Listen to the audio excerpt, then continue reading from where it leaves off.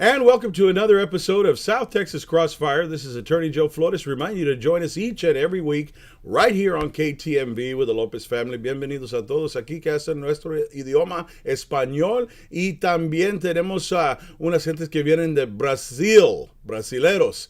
Bem-vindo, mis amigos que falan portugués también. So we are here with some special guests today, and we're going to bring on a candidate that I am honored to bring on that is running for state comptroller, and I'm going to find out exactly what that means, so don't feel bad if you don't know the whole job description, because we're going to learn together. So welcome. How are you, sir? Good. How are you, Joe? Could you Nice introduce to yourself? Thank you. Thank you for coming on. Could you tell the audience, state your name, rank, serial number, why you run, and your background? I'm happy to, Joe. It's wonderful to be here. So my name is Mike Collier, and I'm running for Texas Comptroller, which is the state's top accountant and chief financial officer. I've never done anything in politics before. I'm a certified public accountant. That's a plus. That's a plus. And I'm doing this, Joe, because I got angry. I got angry at those cuts in education. And I really wasn't thinking about going into politics at the time, but if you think back a few years ago, when the legislature made those cuts, they weren't necessary. They were based on the controller not doing their job properly. And that's the main thing that I want to, sort of communicate, which is budgeting in Texas begins with the comptroller estimating how much money are we going to have. If you don't get the numbers right, you don't get anything right. And we made those cuts in education, fired those teachers on the basis of bad accounting. So when I saw the controller was going to step down and there were no Democrats to run, I called the party, introduced myself, and said that's a job that I'd like to run for. Education's too important. We've got to get it right. Well, tell me a little bit about your family and where you grew up. Well, I went to high school in Georgetown, Texas, which is just north of Austin. Nice area. And love it up there. I went to college at UT. I met my wife at UT, and so we've got two sons. She and I have been married for 25 and a half years, and our sons are now grown. We're empty nesters. They go to UT, and we live in the Houston area, in Kingwood. And as far as your professional life, do you have an accounting background? I do. I'll be the first certified public accountant to serve as our state's top accountant. Okay, so let me get this straight. There's never been another certified public accountant serving in that spot? There never has. There never has been a CPA. The first CPA to announce for the job was Joe Flores here in Corpus Christi, if I'm not mistaken. I remember. And I was very proud to see a CPA run, and I thought it would have been very interesting if he and I could run against each other. But then either way, you'd have a CPA in the office, which would have been a terrific answer. Well, in law school, all the CPAs that went and got a JD on top of it, because they just wanted to get another degree and they were doing quite successfully, made great grades because they were critical thinkers. Outside the box. So let's talk about the economics in Texas. Everybody thinks about oil. When you think about Texas right now in the shale and everything, GDP-wise, we're putting out more and we're competing with Saudi Arabia now, Texas alone. So I don't understand it. Where are all these cuts if so much money, just from a guy watching TV at home is going to say, well, God, we're making all this money. The economy's booming. Why are we at the bottom of the barrel on education and other things that are so necessary? Joe, you've just asked the most important question of this campaign, and I'm glad you asked it. Yes, we're a very prosperous state, and when Texans in the legislature find out just how much money we have, they're going to demand good schools. I'm going to demand good schools. Let me walk you through some of the numbers. If you go back to when we made those cuts back in the 82nd legislature, the incumbent controller said that we were going to have $72.2 billion to spend over the biennium. That wasn't going to be enough. That triggered all of these cuts. You know what we ultimately had? She said 72.2. We ultimately had 90.2. We had $18 billion more than we needed.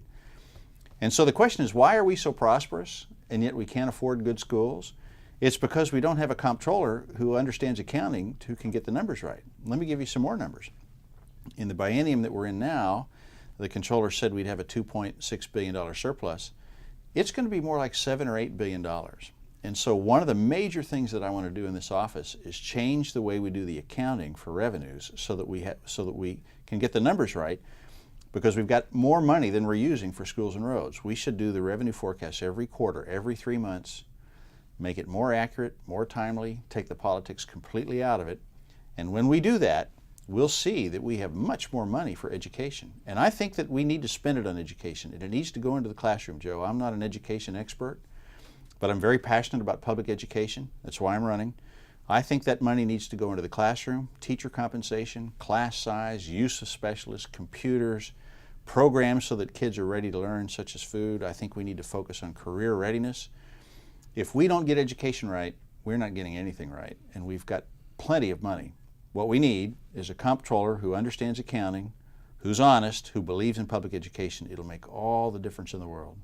What about taxes? You know, we've got people on the right side of the political aisle who say, well, that's all well and good, but it sounds more like tax and spend. We do not have to raise taxes. The first order of business is to get the accounting right so that we know how much money we have so that we invest that. If we invest the money that's coming into the Treasury now without increasing taxes, we can do so much more for education. And that's where the comptroller comes in. First order of business is to change the way we do the accounting for revenues so that we can see how much money we have. We're a very prosperous state. We can do so much more for education without raising taxes. And again, that's why I'm running for this office, because that's what I want to see us do.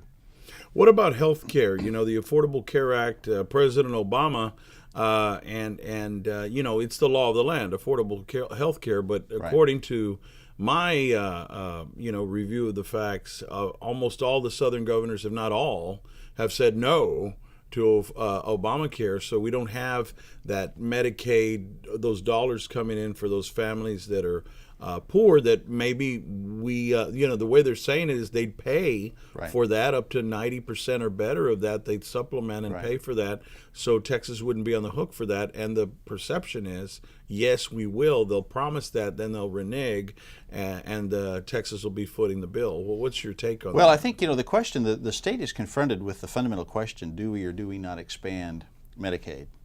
It's a choice that all the states can make. We have the highest rate of uninsured in our state. Big time. It's heartbreaking. And so the question is, do we expand Medicaid? When the choice was first presented to Texas politicians, Governor Perry, he said, well, it'll bankrupt us, we can't do it. Now, if you actually look at the numbers, it won't bankrupt us. And so what I'd like to see as comptroller, what I'd really like to see first is, let's put 3 Democrats and 3 Republicans and me in a room. I'd like to be in there. And let's finally, once and for all, sit down and look at what are the financial implications of expanding Medicaid. And then, will it bankrupt the state, or will it be a net economic benefit?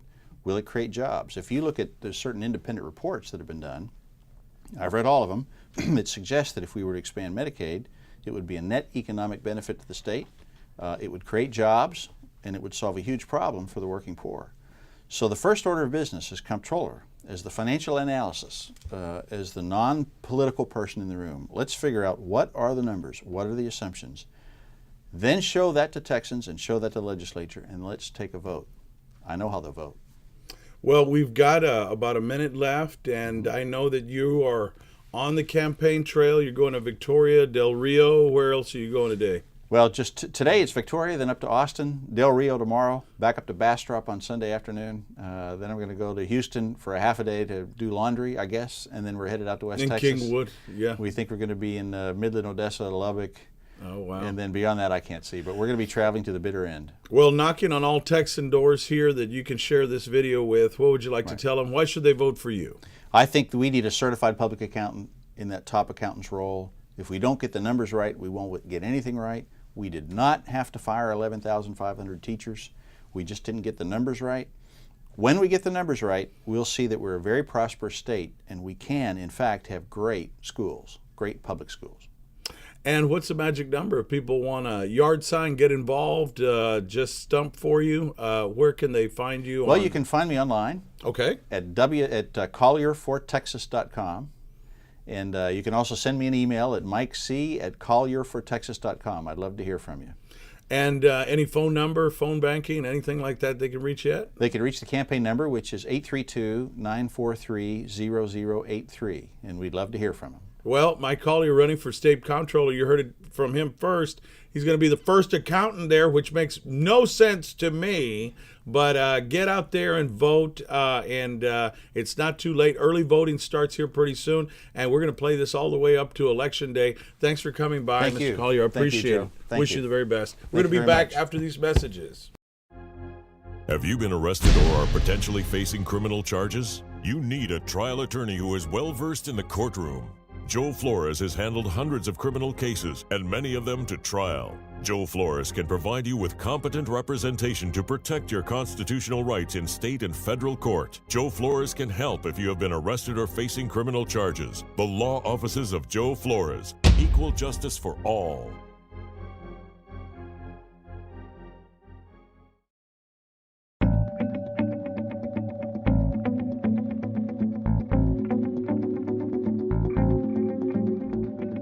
I think it's a betrayal of public trust. That is just not ethical. I left the Democratic Party because of her. The reason is because you're taking Republican money. The money of those people that pay me as a consultant. What are you taking? What did you take in Crosstown? Took money. I saw it and I saw them pay your checks.